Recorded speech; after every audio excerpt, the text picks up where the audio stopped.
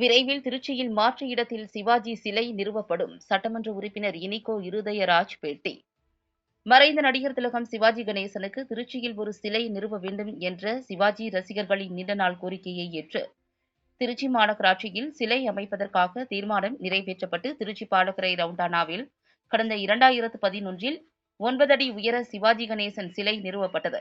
அவரது சிலை அதே இடத்தில் சாக்குப்பையால் மூடப்பட்ட நிலையில் கடந்த 13 ஆண்டுகளாக இருந்தது. இதற்கிடையில் சிலையை திறக்க வேண்டும் என்று மதுரை உயர்நீதிமன்றத்தில் திருச்சியைச் சேர்ந்த மோகன் பாலாஜி என்ற ரசிகர் தொடர்ந்த வழக்கில் நீதிமன்ற உத்தரவுப்படி தற்போது சிலை நிறுவப்பட்டிருக்கும் சாலையில் சிலையை திறக்க அனுமதி அளிக்க முடியாது என்று தமிழக அரசு பதிலளித்துள்ளது.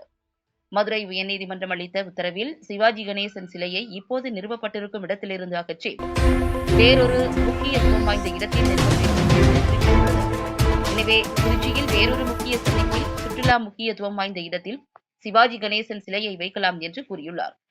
இந்நிலையில் இன்று இனிகோ இருதயராஜ் எம்எல்ஏ, திருச்சி மாவட்ட காங்கிரஸ் தலைவர்கள் ரெக்ஸ், திருச்சி கலை, கோவிந்தராஜன் ஆகியோர் இன்று பாலக்கரையில் மூடப்பட்டிருக்கும் சிவாஜி சிலையை பார்வையிட்டனர்.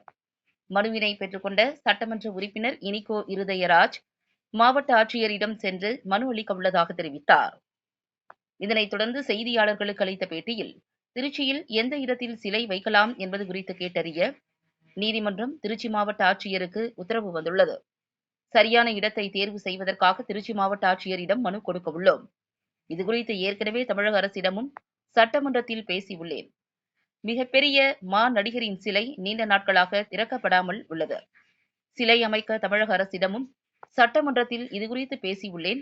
முதல்வரும் சிவாஜி ரசிகர்தான். எனவே அவர் சரியான முற்றுப்புள்ளி வைப்பார் என அவர் தெரிவித்தார்.